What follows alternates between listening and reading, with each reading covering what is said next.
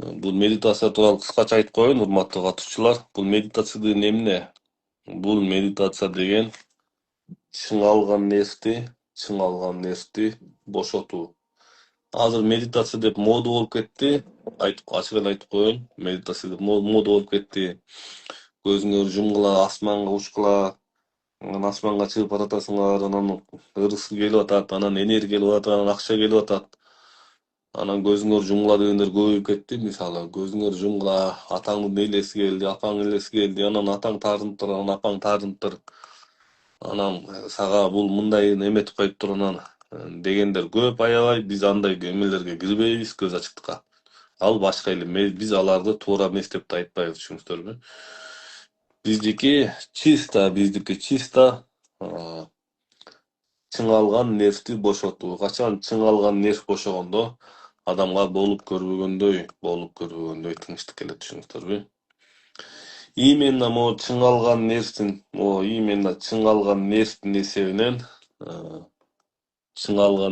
эсебинен не болот? Могу башыбыздын ичиндеги гормондор болобу, башка керектүү заттар бөлүнүп чыкпай калганына байланыштуу адам ооруйт, түшүнүңүздөрбү?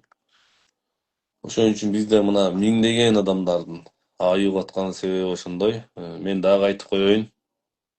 Мен бул казактардан окуй калып, анан орустардан окуй калып, анан бир курста окуй калып, анан бул китепти окуй калып, анан тиякты окуй калып мен чыккан жокмун. Мен көп жылдан бери иштеп келем, түшүнүңүздөрбү? Экинчиден, мен мамлекетке официалдуу түрдө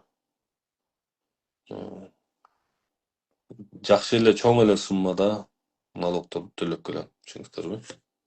Анан кимде ким ооруп аткан болсо, профессионалдуу түрдө врачтын көзөмөлүнөн өтүп койгула. Анализ тапшырып койгула. Жөн эле фанат боло бербегиле, бул фанатизм жаман нерсе. Түшүнүңүздөрбү? Биринчи очередь официалдуу түрдө медицинадан өтүп койгула. Неге дегенде, сен витамин жетпесе дагы, гормон жетпесе дагы, мооларың кысылып калса, мисалы, кан тамырларың кысылып калса, организмге бир азык зат жетпей атса, ошонун баары анализден чыгат, ошол нерсени алып койгула.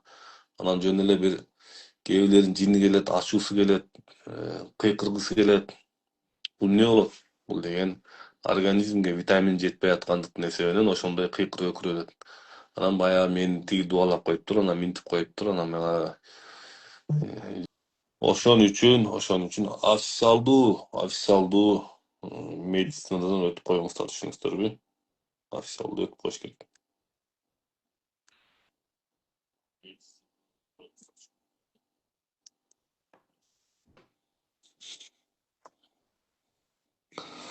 Могул жерден бизден урматтуу катышуучулар, жаңы киргендер болсо билесиңер. Биринчи жолу катышып аткандар болсо, ой, кечирип койгула. Биринчи жолу катышып аткандар плюс белгисин койдуңар, Бизден результат алгандар ден соолугунан менин көңүлүм дебегиле вообще, менин көңүлүм дебегиле калп эле. Чындап ден соолугунан пайда алгандар, ушул биздин сабактар аркылуу өзгөргөндөр плюс белгисин басып койгула, өзгөрдүк деп жазып койгула. Түшүнүңүздөрбү? Ошол жерден мына могул жерден азыр кичине ошол нерсени билсек болот. Саламатсызбы? Жакшы.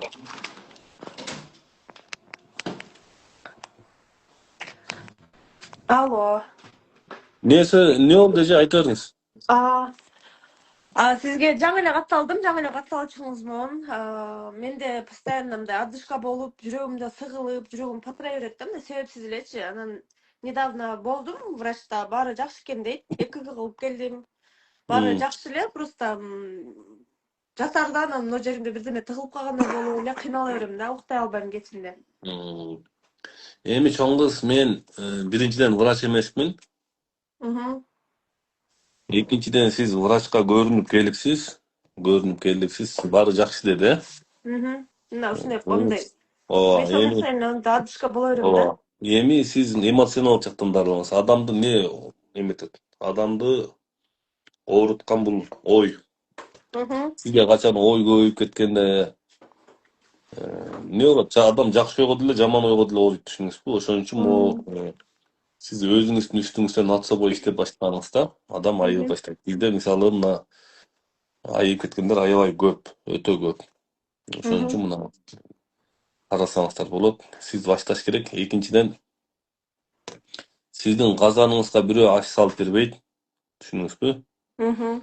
Эле атаңыз дагы, апаңыз дагы, бир тууганыңыз дагы жардам берет, бирок чыныгы өзгөрүүгө келгенде материалдык жактан жардам бериши мүмкүн. Мгм. Бирок, бирок руханий жактан ичиңизди тазалап өнүгүүгө жардам эметсе, бир гана бул өзүңүздүн колуңузда. Мгм. Кудай таалам кейиген адамдарды, меники эмне болбой атат деп ар кимди күнөөлөгөн адамдарды, ар кимди күнөөлөгөндү, кейиген адамдарды, атасын күнөөлөп, апасын күнөөлөп, күйөөсүн күнөөлөп же, аялын күнөөлөп же, кайната, кайненесин күнөөлөгөн адамдарды жаман көрөт. И кейиген Мгм. адамдарды жаман көрөт. Алла таалам өзүнүн колуна биринчи очередь аялдар үй бүлөңөрдү, күйөөңөрдү сыйлап, урматтап, бала чакаңарды ордуңарга коюп туруп, андан кийин анан жасагыла. Мгм. Эч убакта өзүнчө эле кыйын болуп, анан күйөө менен болгон эмени баягы ортодо чек болуш керек былжырак сөзүңөрдү унуткула. Болбойт Мгм. ал. Көпчүлүк учениялар азыр эгоизмге алып баратат. Бир нерсе Мгм. болсо эле давай ажыраш, бир нерсе болсо эле сен мындай күйөөдөн мындай болуп каласың, тигиндей болуп каласың деп туруп, көп туура эмес жакка түрткөндөр көп болуп атат, түшүнүңүзбү? Ошон үчүн Мгм. биринчи өзүңүздү колго алыңыз, өзүңүздү колго алыңыз.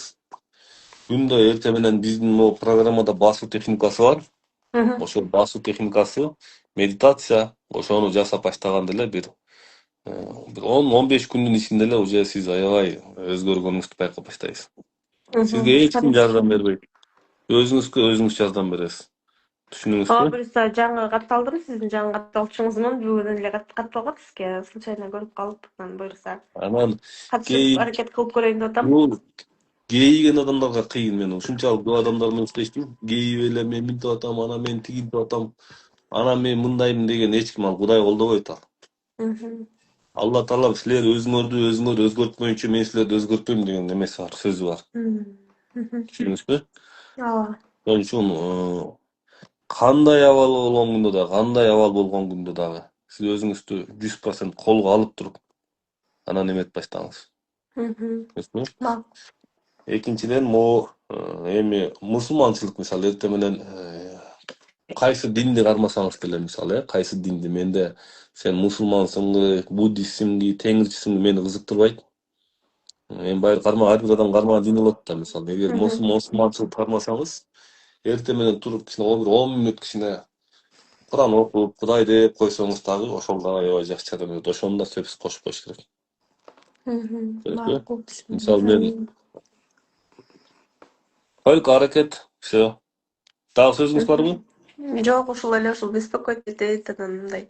Сиздин эмелериңизге катышайын дегем буюрса. Москвага келесизби же кандай онлайн катышыш керекпи немелериңизге? Эми азыр биздики Турцияда болуп атат, уже жакында 3-үncү жолу болот. Мгм. Ретрит мына. Азыр ошол жака чоң иш чара болот. Биз азыр Турциядан кетип атат. Уже орусча азыр бүгүн саат түнкү саат 12-де орустарга тетиги Украина башка мамлекеттегилер уже медитация уже башталды бүгүн. Мгм. Ал башталат мисалы. Мгм. Ушул сыяктуу биздики азыр кетип атат. Ошон үчүн только жазаш керек все. Биздикин жазасыңар өзгөрөсүңөр, жазып алсаңар анда кечирип коем да. Мгм. Түшүндүм, Ишиңизди. макул. Рахмат чоң. Буюрса катышайын деп ниет кылдым Анан сиздин эмелериңизге. Болуптур, могу мейлиңиз, рахмат. эфир сакталат чоңуз. Макулбу? Мгм. Макул, Да, макул. болуптур. Мгм.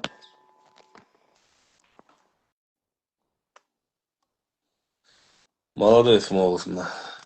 Маякта мына үйгө кызым иштей албай эле мен жазам. Амей. Маякта эмне коюлуп калды? Эффекти коюлуп калды го? Нормально болду эми мына.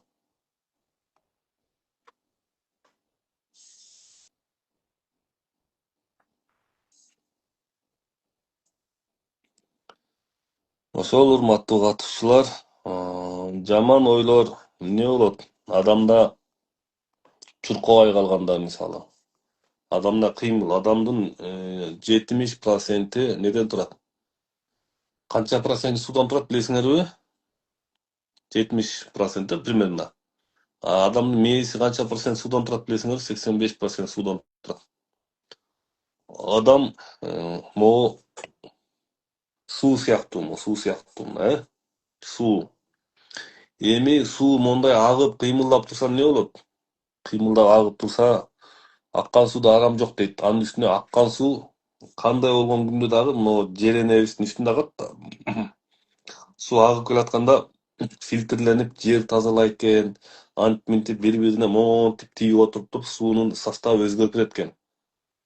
Эми акпаган суу эмне болот? Мындай бир чөлмөк тура берсе, ал ичине курут толот, башка бир нерсе толот, ошол сыяктуу эле ал суу бузулат. А могу организмде адам кыймылдабай калганда эмне болот? Кыймылдабай калганда эле ооруйт, түшүнүңүздөрбү? Биз суудан турабыз да, тем более мээбиз 85% суудан болуп атат. Бизде кыймыл жоголгондо жанагы сууда балыр, жаман жанагы мурт, жаман нерселердин баары пайда болуп баштайт. Анан ичкенге деле мүмкүн болбой баштайт, туурабы? Ошондо ошол сыяктуу эле организмде кыймыл жок болсо, руханий нерсени кошпосо, тазалыкты кошпосо, адамдын баягы ичиңдин баягы ирик-чиригиңдин баары эле сенин жаман ойлоруң. Түшүндү? Ичиңдеги ириген, чиригендин баары эле сенин жаман ойлоруң. Качан адам кыймылдап, могу кыймылдаган бул физикалык денеге жардам берет. А могу медитация эмнеге жардам берет? Мээ бошойт. Мээ бошогондо полный керектүү организмдеги керектүү гормон бөлүнүп чыгып кетет организмде. Керектүү гормондор бөлүнүп чыгып баштаганда полный организмде уже жаңылануу кетип баштайт. Жанагы булганып турган сууга хлор кошуп койгондо полный сперманы өлтүрөт го. Ошол сыяктуу эле керектүү химикаттар, химический процесс жүрөт. Химический процесс жүргөндө организм ошо жаман ойдун баары кетет. Түшүнүңүздөрбү? Кетет. Анан бирок эле фанат болуп кетпеш керек. Фанатизм бул страшный оору. Түшүнүңүздөрбү?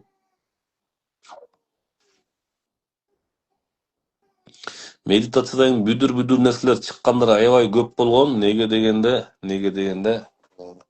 баягы анын ичке кетип калган жаман экенде бүт зыяндуу нерсенин баары сыртка чыгат. Ошон үчүн андайлар көп болот. Могу коркунуп антип кетиш керек, булгунчу жооп бердим, Мен аюуга аракет кылып жасайм, бирок башуу кетпейт. Берсе мен электр алам дейт. Аюуга аракет жасабаңыз. Бизде ошо аюуга аракет жасай беребиз. Баардык нерсеге аракет кыла беребиз. Анан көп нерселер болот.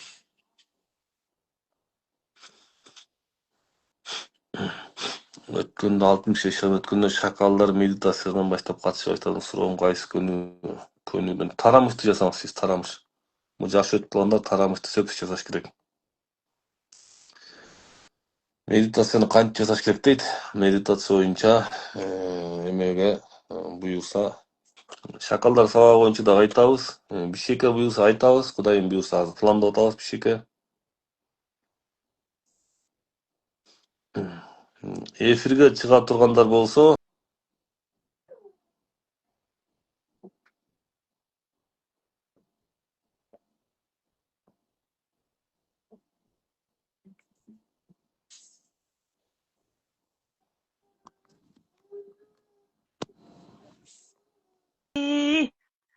Чыктым, сүйүнүп атам.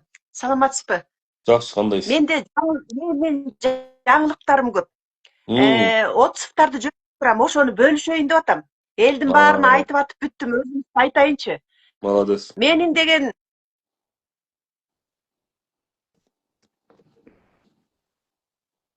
калтырбай жазайын, чуркап ушинтип жүрөм.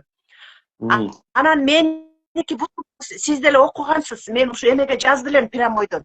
Эки бутумдун бармагынын тырмагы жана грибок болуп, такыр алынбай азабымды жеп канча жыл доктурга барсамбы деп жүрсөм эле, сиз айткандай карабайм да бутумду. Баягыдай эле жүрөм. Бир күнү эле оң бутумдун бармагы тем эле жуп-жумшак, эми тобо кылам да, тобо. баланыкындай тырмак чыкпадыбы? Анан мен ашказаным ооруп 1 жыл мурун көптөн бери эметем, анан шланга жутсам менин кызыл өңгөчүмдө жанагы ашказан автоматически тамак кирсе ачылып жабылып турат экен да. Мен ошонун түбүнө грыжа чыккан. Анан эми доктурдун деле эметпейин, доктурдун деле дарысын ичтим, бирок медитацияны таптакыр тыштаган жокмун.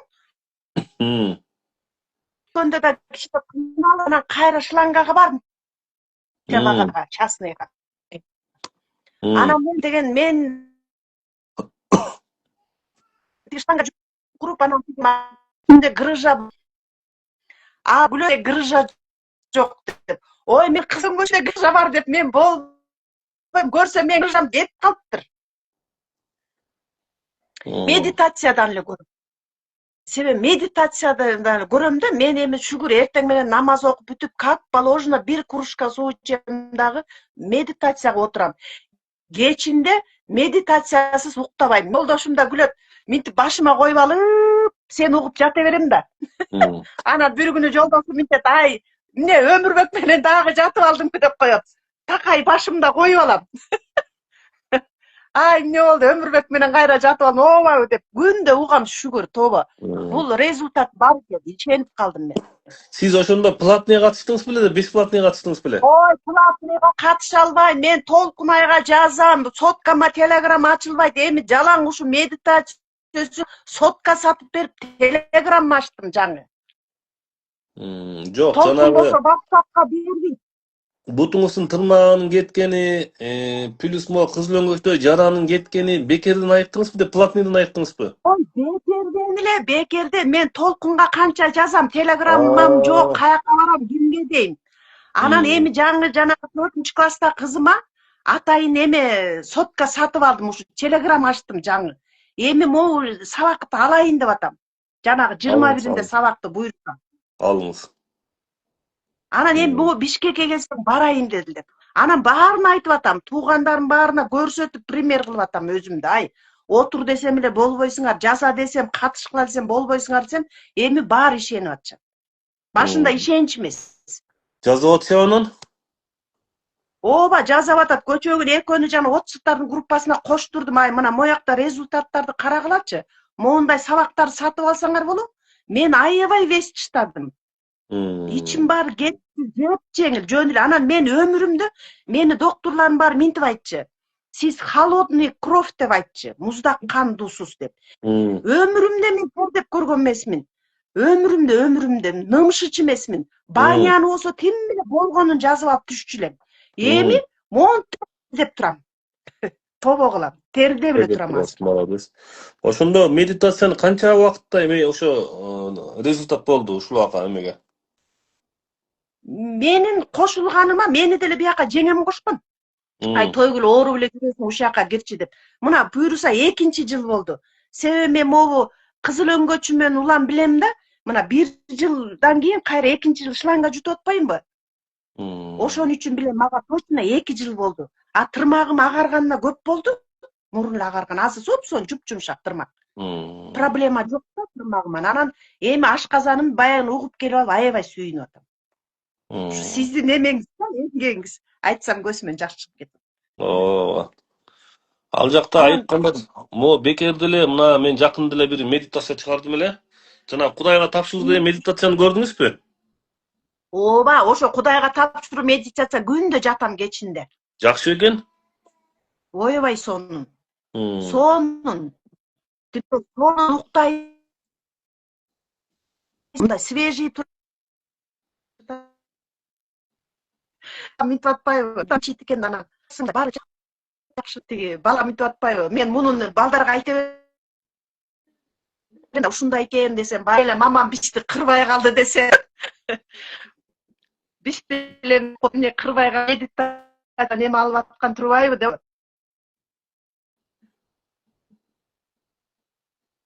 Болор болуп кетти. Бар экенине ишенем да. Жакшы жа. Значит, бекерден эле ушунчалык мелдеме алган экенсиз да эффекти, Ошону айтып атпасам вообще мына жакшымы алып беришти. Ошого Kızınız kayıp kalmış. Uyda Wi-Fi var mı? Açıp ver. Uyda Wi-Fi var mı? Wi-Fi. İnternet ulap versin aytыңыз. Ulasınçı internet Номерін нормально айтам. уласын. Жоқ, Номер. жоқ, сиздин интернетиңиз начар болуп катып атат. Ошону жакшылап улап берип койбойбу сиздин интернетиңизди. Мо эшикти жаап койсом уланып калды. Айсыман азыр эшикти ач дейм. Тиги залда да. Onu açıp koysam. Tigilerge bir şey etmeyin dep жаап алгам да. Жана эле ушинтпейт белеңиз. Тигилер сабак окуп атышкандан жаап алгам. Ошондой. Жакшы, шүгүр. Общий мындай общий жеңилдик келди, общий. Аябай келди. Айтып атпайм мен вообще тердеп көргөн эмесмин. Азыр сонун болуп эле, нымшып, свежий болуп эле турат. Бул жакшы нерсе. Мен башында басканды деле угуп алып эле жазай берем да. Жана WhatsApp'тан карап алып элди туурап эле жазай берем. Басчымын. Азыр болсо чуркайм эшиктин алдында, үйгө чуркайм. Тиги күн менен саламдашууну жазайм. Башында жаңылып, жуңулуп эле жасап жүрдүм. Азыр билип калдым. Мынтип эле коюп алам такай жаныма эле, мынтип маңдайыма сени коюп алып эле туурай берем. Кичине силерди эмгек кылсын деп программаны татаалдаштырып койгом да. Ой, мейли боло берсин ошондой. Азыр эле жакшы да. Баягы оозуна салып койсоң түшүнбөйт да, ошон үчүн баягы кичине мындай системаларды алмаштырып. Түшүнбөгөндөр көп. Мега окшоп башынан өтсө түшүнүшүмө таң калам ушу. Мен айтам, больницага барбайсыңар, 7-де туруп барып очередь албайсыңар. Айланайын үйдөн. Анан тетияка бар, мына мен 5000 сом эле кетти бир эмем эле. Жанагы эле анализдерим эле УЗИ-пузин баарынан өттүм. Үйдө отуруп деп баарына түшүндүрөм. Ушу эмне жазабайсыңар айланайын, ден соолук керекпи силерге деп. Жазабат кошулуп атышат. Алда сабакты алам деди дагы бир 2 подружкам киргизген. Баягы толкунга айткам, WhatsApp'ка кошуп койчу. Могул экөө да көрсүн десем, алар дагы эметип атышат, жазап атышат буйруса. Ишке келсе баралы деп атышат, ага эметип атышат. Бул медитациядан көп адам намазды окуп кетет. Намаз окуткандар аябай көп. Неге дегенде Менин жана жеңем намаз баштай албай жүрчүмүн дейт. Мага көп жыл болду, буйруса быйыл кана 11 жыл болуп баратат. Анан жеңем байкуш моюну жары бербей аткан. Анан ушу айтып атпайбы? Ушу өмүрбекти угуп эле өзүмөн өзүм эле багымдап да окуп кеттим. Мен 5ке жыгыла албай атам деп. Эми жыгыласыз. деп. Жакшы, шүгүр.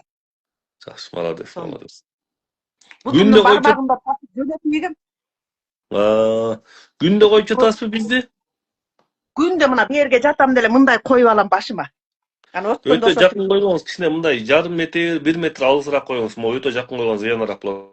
Мындай кылчудай эле сете берем анда. Жаныма эле коюп алам мынтип эле. Мындай коюп алып эле.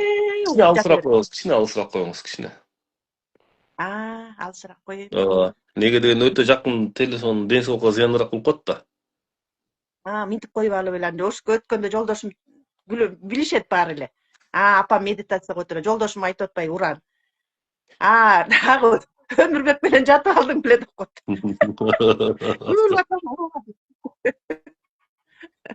Жакшы, шүгүр. Сон. Ошо. Могу жерде биздин отурган орусча менеджер мага связга чыгып койчу эфир бүткөндөн кийин. Жакшы эже, молодец. Баса бериңиз, кыймылдай берки жасагандарда результат алып атышабы? Бирөөсү ушул менди сурайын деди элем, ошол подружкамдын эпилепсиясы бар да, ушу медитациянын эпилепсия кетеби, кетпейби? Мындай эже, бизде мындай да, могул медицинаны өтө акылдуу адамдар чыгарган да. Өтө акылдуу чыгарган. Кыйын болсо деле баягы айлана ойлонуп доктор барабыз. Бир нерсе болсо доктордун заключениясы керек. Бир нерсе болсо врачка барабыз. Анан бул жерде мындай жер бар да. Биринчи очередь мен врач эмесмин да. Анан мен врачка бардым да дейм. Андан кийин анан өз алдынча аракет кыла дейм. Менде мындайлар көп болду. Бир келин келип калды Бишкектен. Жок, бирөө эмес, андай көп келди. Анан эпилепсиясы бар экен, мен айттым. Врачтарга бир көрүнүңүз десем, көп жылдан бери врачтарга көрүнөм, дарысын ичем дейт. Анда келиңиз. Бирок жыгылып тыгылып калсаңыз мен жол кесипти албайм. Жаныңызга бирөөнү эситип алыңыз десем, өзү эле келген экен. Бизде машыкты, анан не болду? Машыгып туруп анан келгенде бир кармады, күнүнө 3-4 жолу кармачу экен. Келгенде бир карма, ошо боюнча кармаган жок. Кетти бизде бир жума машыгып. Анан бизге жаттаканасынан тышкары бир 6.000 7.000 эле төлөгөн бизгечи сабакка. Анан бир ай ошол бир ай кармабаптыр. Бир ай. Бир ай кармоо, анан бир айдан кийин мага чалат. Менин эпилепсиям эмне кармап атат деп мондай кайра мага кекетип атпайбы?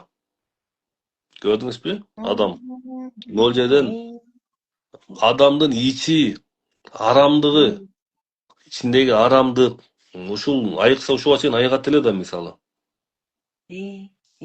Анан айыкса айыгат эле го. Анан көрдүңүз, бир ай ошол бир ай кармабай жүргөнүнө сүйүнбөй, кайра меники эмнеге кармап атат деп атат.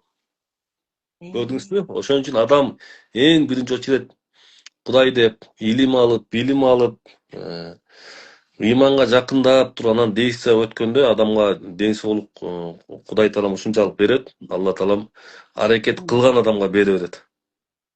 Анан могул жерден баягы эпилепсия дегендей, жанагы бирөөлөр келгенде мен айтам, келсең арамданбай кел. Мен Кудай эмесмин. Мен ошол көп жылдык үйрөнгөн опытым менен гана элдер менен бөлүшөм. Көп жылдык. Мен сыйкылыш эмесмин. Мен көп жылдык эл менен ошо окуганды, билгенимди гана сиздер менен бөлүшөм. Анан баягы кээ бир шүмүшүктөр бар. Жүгүн артып алат да. Жүгүн артып эле мен жакшы болом, мынан гарантия бересиңби дейт. Баары врачтар бар деп кетирип коем. Ооба да. Анан мен жакшы болом, мага гарантия бересиң дегенде гарантия сурагандар көп. Төлөгөн 3.000 сом. Төлөгөн 3.000 сом. Анан мына элдин баары айыгап туруп гарантия бересиңби дейт. Ошон үчүн бул эл менен иштеш өтө кыйын эже. Кыргызстан таяк бар эмес чында. Ар кандай адам туура эле түшүнөт. Ошон үчүн мен дайыма эфирлерде айтам, мен врач эмесмин. Анан мен менен иштешкендергенде өлмүштөнбөй келгиле. Мен баягы адамдар неден ооруйт? Көпчүлүк эн аталарды биз өзүбүз ооруп иштеткенбиз. Баягы апа силер чоңойдуң арды эле анын кызматын алып иштейт экенбиз колдон. Мал карап атса малдын кереги жок деп биз алып коет экенбиз. Отура бер деп. Анан бир атабыз жумуш кылайын деп бир кетменди алып алып жөнөсө ата эмне кыласыз деп аны алып коет экенбиз. Анан бир 5-6 уyu болсо, бир 5-6 кою болсо, ошону таяк алып багайын десе, эмне кыласың, жанталашпай мына отурбайсың деп туруп, ошентип туруп бүт колдорунан жумуштун баарын алып иштейт экенбиз. Анан ооруйт экен да. Мен ушундай нерсени акыркы күндөр аябай көп көрдүм. Анан балдар келет, анан кыйын болуп сурашат, сен эмне бул мусулманчылыкка каршы келбей, андай мындай дешет, анда да эне таңды айыктыра бер дейм. Ушундайлар көп да. Ошон үчүн баягы бул дүйнөдө эмне эң чоң бакыт бул эркиндик. Эркиндик. Ошол биз көбү калп эле илимдүү, билимдүү болуп эле эне аталарыбыздын эркиндигин чектеп штап. Каткырып күлүп койсо деле эмне болуп атасыз, кел эмне дейт. Точно. Тойлордо бийлеп бакчы апалар бийлегиси келсе бийлеп койсо деле, апа уялбайсың кел эмне дейт. Бакчы аталар кичине тамашалап, кичине достору менен кичине сүйлөшүп анекдот айтып койсо деле, уят эмеспи сен аксакал болбодуң деп аял психологически өлтүрөт де бала чакасы. Ушинтип атып эле биз көп эне атабызды эркиндигин чектеп койгондо адамдан гормон бөлүнүп чыкпай калат. Түшүнүңүзбү? Эркиндигин чектегенде гормон бөлүнүп чыкпай калат. Мен илгери мен элдерге сүйлөсөм эле күлө берчү эле. Анан бир туугандарыкына барып калып, анан балдардын айда күлдүрүп отуруп, анан бир тууганыбыз урушуп койду мен, сен келсең эле эмне эле комик болуп атасың? Сен нормально болбойсуң, сен өзүңдү кыйын сезип атасың деп койду. Мен эркиндигимди чектеп таштады, көрдүңүзбү? Мен уже 1,5 айдай мен уже эметип калдым мындай, күлдүрө албай калдым. Мен кичинекей баламын да. Анысы кандай мына организмден гормон бөлүнүп чыгып турат. Анан ошону морал менен бул болбойт, бияка калабыз, муяка мындай деп атып, эми күнөө иштен Кудай сактасын, бул күнөө иштин арты жакшы болбойт. Бирок баягы эркиндикти чектеп, эметесе ал адамдын аягы өлөт. Анан эмне болот? Анан ичинде баягы энергия көтөрүлүп чыкпайт, кан айлануу болбойт адамда. Болду анан ооруга келет. Ошон үчүн биз азыр мага аябай көп эната жазат. Табупка барам десе деле аяк болбойт. Болбойт. Болбойт. Бияка бар. Тияка жанагы тияка барайын элдин баары барып атты аяк болбойт. Эмеге туура шариятка туура келбейт. Больница барайын десе ал еврейлердин дарысы деп атып эле адамдын эркиндигин чектеп иштаганда могу бакуш энаталар ооруйт ошондончу. Туура Ооруйт. айтасыз. Бак жашоодо болуп атат, жаныбызда эле болуп Бизде андайлар аябай көп. атат. Келгенде эле күндө мына балам отурам деп отчет беришет. Бул эркиндик, бул мына эркиндик чектеген мындан өткөн тозок жок да. Мындан өткөн. Ошону балдар бил. Качан баягы мисалы могу мен байкагандан жанагы орустун кемпирлери, орустун абышкалары баягы эми балдар тыштап кетти дейбиз го, эми тыштабайт, ар кандай түшүнөбүз, ар ким түшүнүүгө жараша кабыл алат. Бирок ошолор көпчүлүгү басып жүргөнчө басып жүрүп өлөт экен. Неге дегенде биз баягы энатаны зона комфортуга киргизбегенде бакуш тияка барса деле, бияка барса деле эмне кыларын билбей калат экен бакуштар. Анан баягы өзгөчө эркек кишилер хозяиндыктан бул мен мисалы кийин караганда бир 5 коюм болсо дагы мына булатны алып таякты көтөрүп алып жүрөм да, мына менин коюм депчи. Анан мен балдардын баардык нерсени колуман алып койсом мындан өткөн азап жок да, ошондон да адам ооруйт, бул бир жагы. Туура Айтты ошон үчүн мунун немеси көп, причиналар аябай көп. Причиналар аябай көп да. Өзгөчө балдар чындыгында эле ошо ата энеге тыюуну көп салышат. Фанат болуп кетти да, фанатизм страшный оору, фанатизм страшный оору. Бул жаман нерсе, бул страшный жаман нерсе. Эми карап туруңуз. Могу биздин иш-аракет, могу басуу техникасы, буюрса катышасыз го, могу басуу техникасын үйрөнөсүз. Могу медитация ошол блоктон фанатизмден чыгарат. Адам могу фанатизмден чыкканда эле ден соолугу оңолуп баштайт. Фанатизм бул ой да, бир ой келди мисалы, бир ой келди мына. Анан ошол ой чын деп туруп ошол ойго байланып калабыз. Ушул туура деп элечи. Ошол ойду жоготсоң, түшүнүк өзүңө келет. Сен бирөөнүн акылы менен жашаганың жакшыбы дейт. Түш мына Кудай Таалам бизге кулакты берди, көздү берди, колду берди, мээни берди, акылды берди, аң сезимди берди. Пендем карап көр мына, күндү кара, шамалды сез мына. Буту колунду сез мына, тирүү турасың. Ашказан иштеп атат, ашказанды сез мына. Ушул абалыңды сез мына. Сен неден кейисиң? Биякта мен турам го мына. Мен турам го дейт Алла Таала. Неге кейисиң дейт. Түшүндүңүзбү? Мына мен турам го деп. Ошондо мындай өзүңдү эркин сезгениңде адамда эмне болот?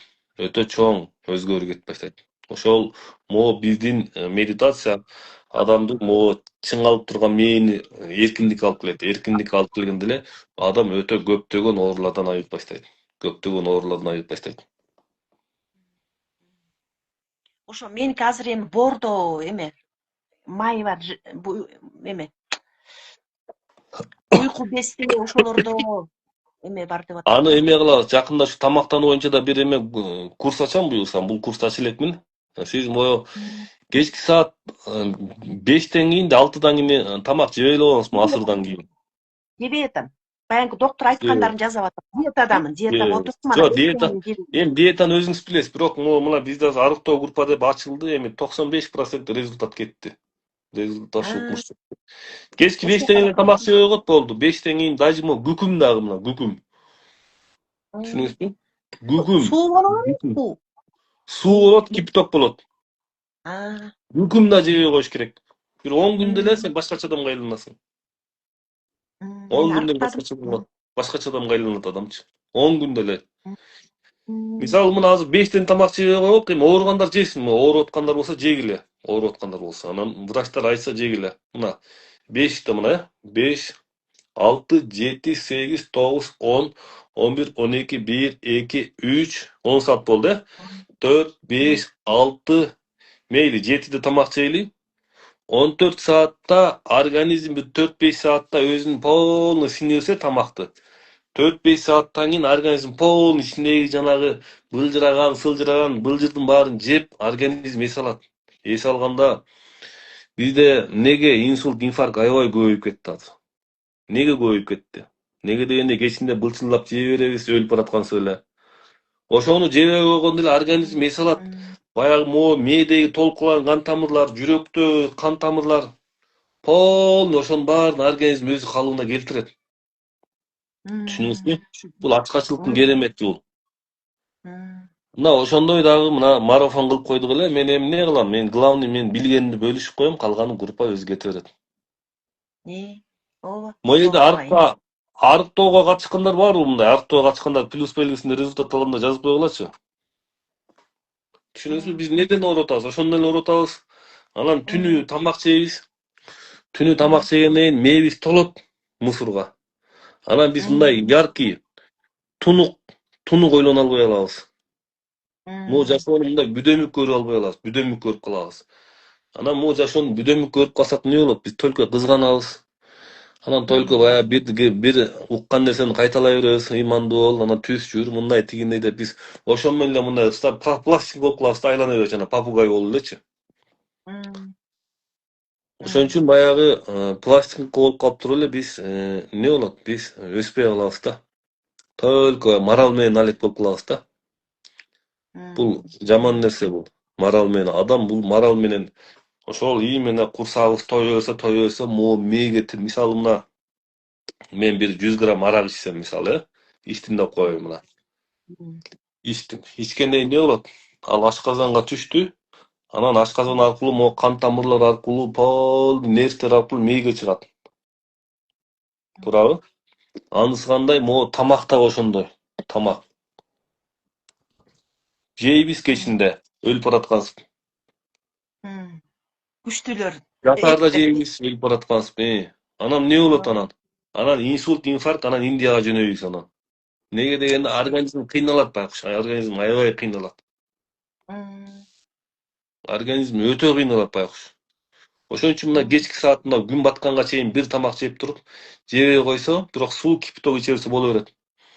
Ошондо организм баягы мына 13-14 саат, азыр кышын дайым түн узак да. 14 саат бою эс алып алат организм, өзү эс алып алат. 5тен кийин организм өзүнүн иштөө процессин азайтат.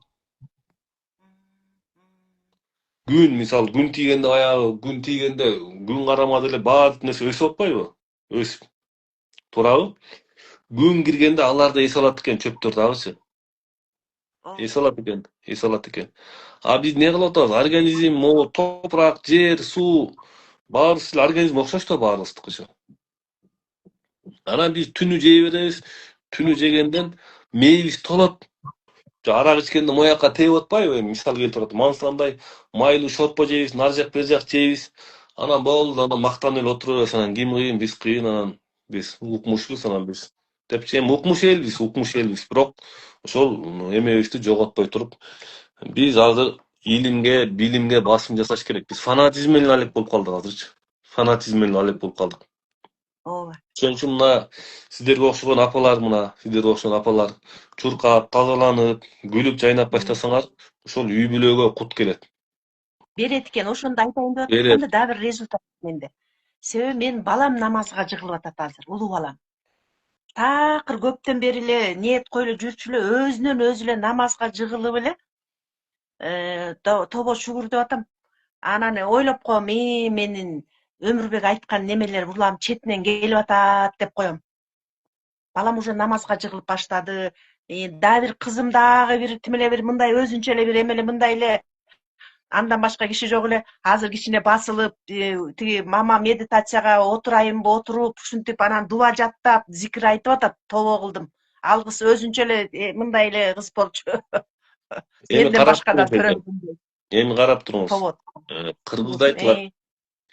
Эне үйдүн куту, эне үйдүн жарыгы дейт. Мисалы сиздин мындай сиз жарык да бул деген жарыкка бир көлөкө түшсө ошол үйдүн ичинин баары караңгы болуп калат. Анткени э, эненин 70% энеде болгон жакшы касиет дагы жаман касиет дагы балага өтөт. Бул илимде такталган нерсе. Энедеги полный жакшы ден соолугуң жакшы болсо, жакшы бала туулат. Келесе эме баягы келесе эле тура эмес жүрсө, ошол энергиянын баары ошол балага өтөт. Бул илимде дагы, динде дагы, кыргызчылыкта дагы, буддизмде дагы, индуизмде дагы, католик, матолик баардык илим билимдерде бул далилденген нерсе. Кытай, Мытайда дагы, Тибетте дагы. Анан карап туруңуз. Сиз уже жарыктанып баштаганда через генетика аркылуу, ген аркылуу сиз мындай жарыктанып, мындай көңүлүңүз ачылдыбы? Көрдүңүзбү, аларга өзүнөн өзү ыйман келип калат. Бул жерден балаңыз без фанатизм келип атат намазга. Бул без фанатизм келген, бул өтө бакыт динге. Биз азап менен келебиз да, ошондо өзүбүздү кыйнап кечинде тамакты ичип алабыз да, кыймыл жок. Баягы түшүнүңүзбү? Бул жерден баягы организм тамак жебей, биздин басуу техникаларды кылып, иш аракеттерди кылып баштаганда адам без фанатизм келет динге. Анткени адамда жарыктанып башталат. Адам жан дүйнөсү жарык болгондо өзүңө эле Кудай дейсиң, өзүңө эле. Дайыма могу жерде Кудай уюп турат. Көрдүңүзбү? Ошон үчүн могу бизде мына апасы машыкканда кызы жакшы болуп кеткени, баласы жакшы болуп кеткени, Америкада бир эне отурса, Америкадагы кызы, Россияда баласы, Кореядагы баласынын иштери өтөт. Ошо башында ошентип өттү биздикилердики да. Сиз медитация кылганда ошолор да өттүбү? Өттү. Мен билмекчисем болуп койдум. Көрдүңүзбү? Мен өзүм билип аттым да. Анан эме деп койдум. Эмне жедиң элең деп койдум билмексем болчу. Ой, эчтеке деле жеген эмесмин деп булуп алам. Анан билип аттым да, уже эме кетип атканчы. Эми мына эненин үйдөгү ордун көрүп атасызбы? Эне. Бул эне жаратуучу. Карап туруңуз. Бул эне жаратуучу. Мисалы мына бизди бул дүйнөдө эркектердин баарын ким тарбиялады? Эне тарбиялады. Могул жердеги бир 3,5-3 миллиард адамды ким төрөдү? Эне төрөдү. Эне төрөдү. Түшүндүңүзбү? Эми карап туруңуз. Эркектерди эне бузулса коом бузулат. Эне бузулса үй бүлө бузулат. Аялдар бузулса коом бузулат. Эми биз ошол энени эле баягы күнөөлөп шылталогон болбойт. Биз ага кичине шарт түзүп берсек, кел бир машыга ал, кел кичине эме ал, кел Куран окуй кал, кел намаз окуй кал деп кичине жакшы мамиле кылса, эне өзгөрүп кетет. Түшүнүңүзбү? Ошон үчүн баягы биздин бул системаны 20 жылдан ашык убакытта койдум. Тияктан окуй калып, бияктан шүмшүлүңдү окуй калып, анан мен элдерге акылуу болуп чыкканым жок. Тияктан окуй калып барып бир Казакстандан окуй калып бир 10 күн. Түшүнүңүзбү? Ошон үчүн бул өтө көп жылдын ичинде иштелип чыккан система. Ошон үчүн могу элге аябай таасири кетип аткан себеби ошол. Таасири аябай өтө чоң кетип аткан себеби ошол мына. Көрдүңүзбү? Бекер медитациядан канча урдан айып кеттиңиз? Канча урдан айып кеттиңиз? Ошон үчүн бекерден ушундай результат алып атам. Буйруп өмүрбек кетсе, мен ошол жака барып жашайм жана платныйга барып деп күлө берем буларга. Анан бизде эго деген нерсе бар, эго. Биз исламда деле, буддизмде деле баардык билимдерде эго деп коет, нафси дейт. Ошону окуш керек. Бул нафсинин илимин аябай көп окудум. Нафсинин илимин. Адам өзүнүн нафсинин биринчи этегин, адам кичине эле нафсин баш ийдиргенде, эмне болот? Адамдын айыбы кетип баштайт. Адамды ооруткан нафси болот. Бүт баардык эменин баары нафси болот. Ошондой эле адамды жарыктандырып, укмуш жаратканга жакындатканда нафси болот. Ошон үчүн бул нерсени Бул нафси тууралуу биз мындай Кудайга шүгүр терең билим алгандыктын эсебинен ончалык адамдарда өзгөрүп кетип атат. Только нафсини жакшы билиш керек. Biliş gerek ошону, Биз ошолорго нафси каршы деле жек көрүү, жаман адам, бирөөнүн каршысын бербеген, ичтарлык, корс адам кыйкырып өкүргөн деп ойлойбуз. Бул нафсинин балдары, бала кичинекей эле. Биз нафси моундай чоң нерсе болсо, биз мындай эле нерсесин билебиз, мындай эле учун эле билебиз. Ушун эле белгиленип нерсени биз нафсинин колуна түшүп калабыз. Ошон үчүн баягы адам нафсиден кутулуп баштаганда эле уже чоң өзгөрүп кетип баштайт. Чоң өзгөрүп. Ошон үчүн мен неге урушам келгендердичи. Бак апалар келет, мен реттирип келгенде дайым айтам, мага чыдасыңар келгиле. Көп шүмүшүлүм деп, анан мага жакшы мамиле кылып кой. Анан мен жакшы эле деп эле келе беришет, андайга вообще результат кетпейт. Биз кайра нафсini чоңойтубуз да кайрачы. Айылды аясаң,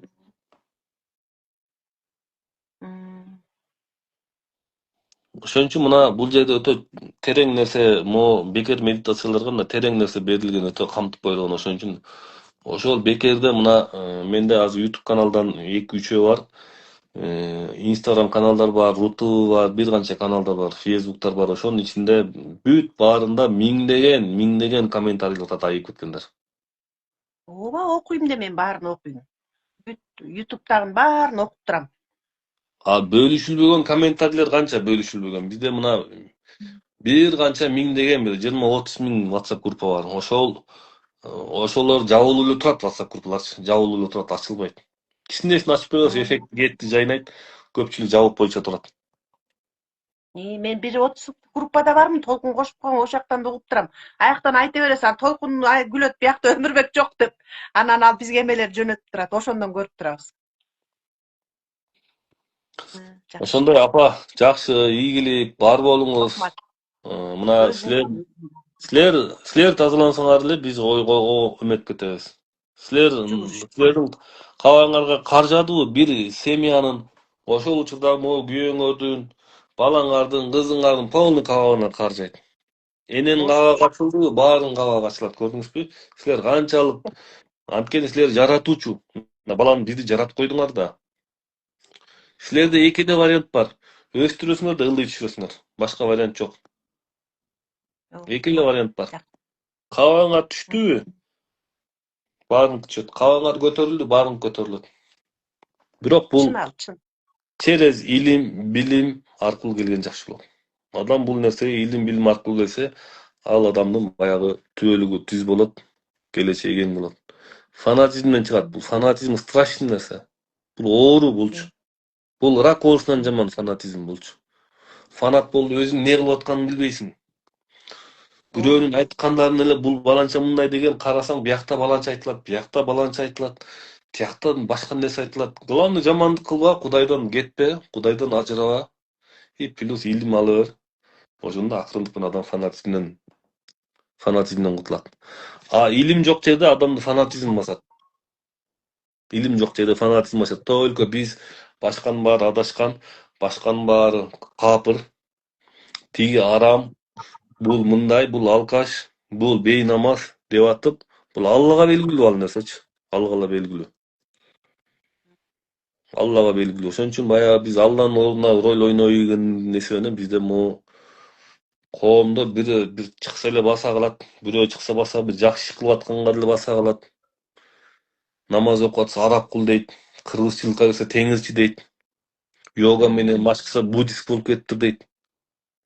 Ооба. Ушинтип эле бизде бул илимдин, билимдин жоктугу булчу. Ошон үчүн караңгы коомду не бийлейт деп коет? Фанатизмдер бийлейт. Түшүнүңүзбү? Качан адам фанатизмден чыкканда ордудан айып баштайт. Анан бул ошон үчүн кыла бериңиз, молодец. Кыла бериңиз. Эртең менен эрте намазды окуп, кичине Куранды окуп коюңуз. Кичине убакыт берип коюңуз. Бул да өтө сонун нерсе. Бул жарык нерсе. Куранды өзүнчө элеби? Өзүнчө эле окуп эле. Жөн эле эртең менен Куранды окуп эле, жөн эле окуп эле жакшы ниет кылып коюңуз болот. Куран окуп, ата-бала пайгамбарыбызга, пайгамбарларга Өткөн Ошентип. ата-бабаларыбызга өзүңүздүн ата-бaba, ата-апа, ата-эне таяктан жактан окуп коюңуз, алар деле эсеп боло берет. Жөн эле Куран окуп коюңуз, бул деле эсеп боло берет. Анткени биз Кудайды эстеп атпайбызбы? Кудайды эстеген жерде бул өсүп өнүгүп кете берет. Түшүнүңүзбү? Мен жана жөн басам да жана. Ошондо деле келме менен кетирем, ла илаха илlallah ушунтип эле кете берем. Бут болсо кетет, кол болсо кетет. Ушинтип эле басам. Угуп туруңуз мени. Бас. Бул мындай. Айтпаш керек да. Жок, мындай. Мени караңыз. Адам мисалы, адам мындай да. Сиз Бишкектен Ошко чыктыңыз деп коеюн, машина айдайсыз деп коеюн, Башында эмне болот? Биринчи очередь машинанын баллондорун караш керек. Машинанын баллондорун, моторун караш керек. Анан отуруп туруп, Алла Таалам ушу жолумду сыдыр, жолдошум кызыр кыл, өзүңдүн колуңда болоюн деп туруп, жакшы Алла Таалага дуагы келтирип, момин кылып, мисалы, Андан кийин не кылыш керек? Машинаны айдаш керек. Эгер сиз баягы тайгак болсо, газды катуу басып ичсеңиз, машинаңыз чимирилет. Тормозду катуу тебисеңиз, тиги бордюрду, цементти сүзүшүңүз мүмкүн. Башында Кудай деп коюңуз, башында. Андан кийин только иш менен аракет болуш керек. Ошо гаини караңыз, светофорду караңыз. Бирок ошол учурда да могул жерде жараткан Алла Таала болуш керек. Анан баягы машина айдап барат эле баягы келмей келип туруп атып, анан тетиякты көрбөй калбаңыз, түшүндүңүзбү? Ооба, туура айттыңыз. Айырмасы ошол. Айырмасы ошол. Мен да ошентип көргөм башында. Анткени мен мону башында жакшылап эме келтиңиз, андан кийин ишти кылыш керек. Жөн. Мен болсо ошо баштаганда эле кетем да аякка чейин эле. Жок, башында эме кылыңыз. Анткени сиз ум менен алек болуп каласыз да, ум менен. Түшүнүңүзбү? Жакшы ал, мен жакшы нерсе. Мен мисалы мына азыр могу менин азыр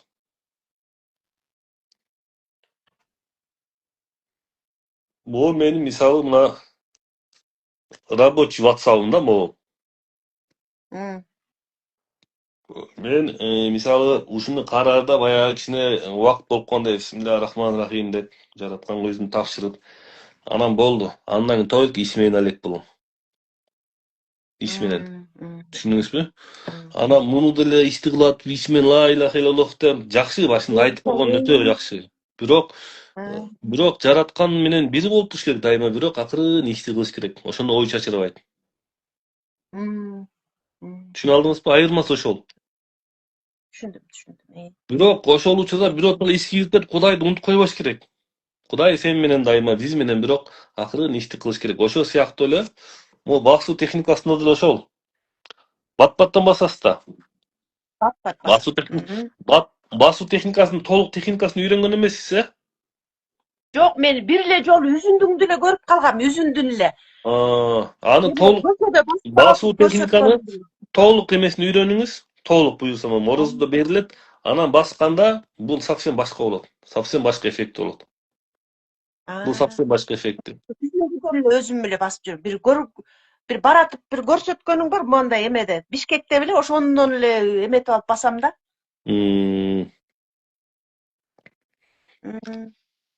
Ушундай кылыңыз эже. Анан баягы өтө эле фанатизм болбойт. Бирөөлөр менен сүйлөшүп калсам деле сүйлөшсөң бир нерсе болсо эле фанат адам Аллага таяй берет баарын элечи. Сүйлөшүп атсаң деле Алла билет дейт. Бир нерсе болсоң Алла билет дейт. Көчө өткөндө бир ооруп кетти. Сүйлөшүп, неден ооруп калдыңыз, андай мындай деп сүйлөшүп баштаганда Алла билет, Алланын айтканын дей берет. Анан айттым, кел сүйлөш, эмнеге келдиң мага дедим. Эмнеге келдиң? Баарыбыз Алла деп жашайбыз. Сен эле Алланы билет экенсиң дедим. Ошон үчүн могу фанат адамдар ортого эле Алланы тыга берет. Так эле Алла деп жүрөбүз ал. Мен 24 саат бою Алла деп турганды каяктан билет алар мисалы. Сизден мисалы. Анан сүйлөшүп келсек, келиңиз, мына Алла Таала, мына Алла деп коелу дедим анан эң артында. Мына бисмиллахи-рахмани-рахим деп келме келтирип койдум. Неден ооруп атасыз? Андай мындай десем, кечинде тамакты өкүртө жейт экен. Кыймыл жок экен. Кыймыл жок болсо, тамакты өкүртө жесе, уктабайт анан. Анан кичине өзүнүн ишинен иштеп эме кылбаса, анан Аллага сылтап кое берген деле болбойт да. İyi. Hı. Алла деш керек биринчи очередь, Алла. Бирок Кудай деш керек. Теңиз деш керек, Кудай деш керек, Бог дейт, бирөө Кришна дейт. Алланын аты көп да. Ооба. Алла Тааланын аты көп да. Аты көп. Ооба. Андан кийин иш аракетке өтүш керек. Hı.